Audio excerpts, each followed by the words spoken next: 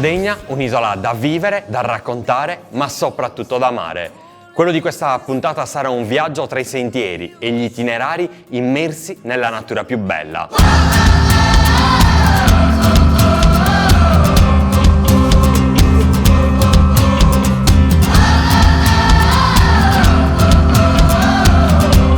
Orosei è una delle perle più pregiate dell'isola dei Sardi. Paesaggi incantevoli e un mare unico che si affaccia sul golfo, dal quale tramonti e albe piene di luce e di colori disegnano scenari di inequivocabile bellezza.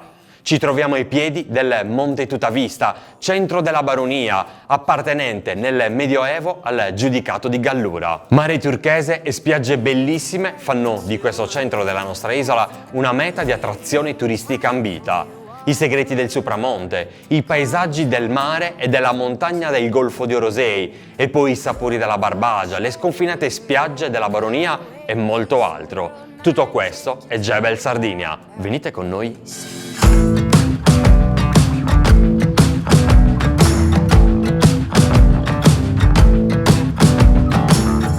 Oggi andremo alla scoperta di un'attività che si può svolgere nel Golfo di Orosei. Qui vediamo la parte nord di questo territorio e quello di cui parleremo sarà il trekking di più giorni che attraversa questo territorio. È un'attività che va al di là di quello che è il mare e le spiagge, per cui questo territorio a ragione è tanto famoso.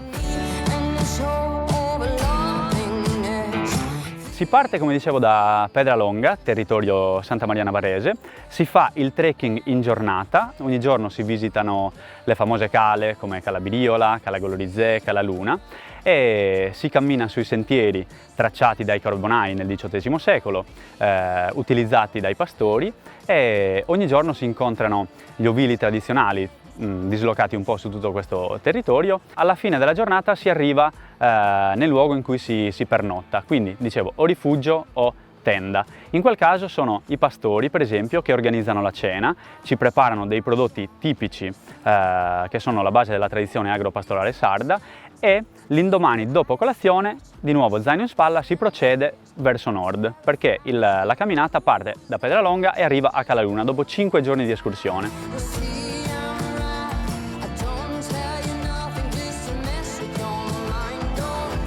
L'attività in questione è rivolta a persone sportive, persone appassionate, perché comunque non si tratta di un'escursione giornaliera, ma sono trekking di più giorni, quindi ogni giorno la fatica nelle gambe si somma alla fatica del giorno precedente, ci sono dislivelli importanti e suolo impervio, perché comunque è sempre un suolo ciottoloso, c'è del calcare e bisogna avere un passo sicuro.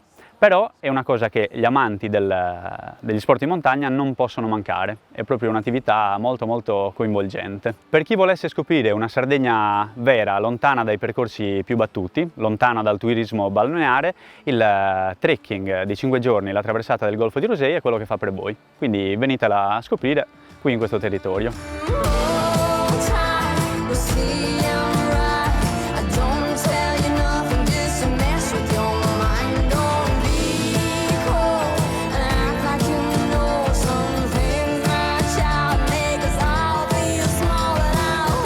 Luoghi difficili da raggiungere e poco visitati da chi non conosce la zona, privi di copertura satellitare e di segnaletica adatta. Con Orosei in bike andiamo alla scoperta della parte più autentica e selvaggia della Sardegna. Salite in sella.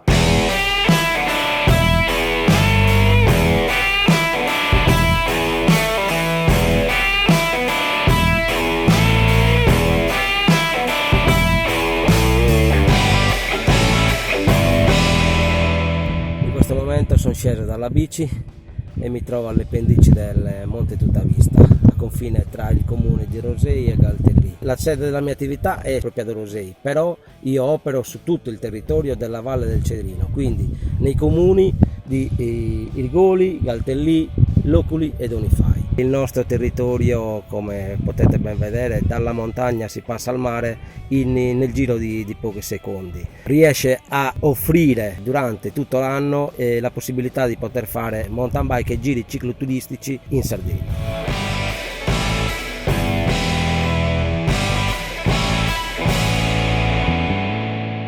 La mia attività si sviluppa in due parti dell'anno. La prima parte è quella dedicata all'attività con i turisti, quindi quella balneare, quella estiva, che va da marzo fino a tutto settembre, mentre invece da settembre fino a marzo accompagno tramite la mia scuola di mountain bike, composta sia da bambini che da adulti, accompagno queste persone a visitare il nostro territorio.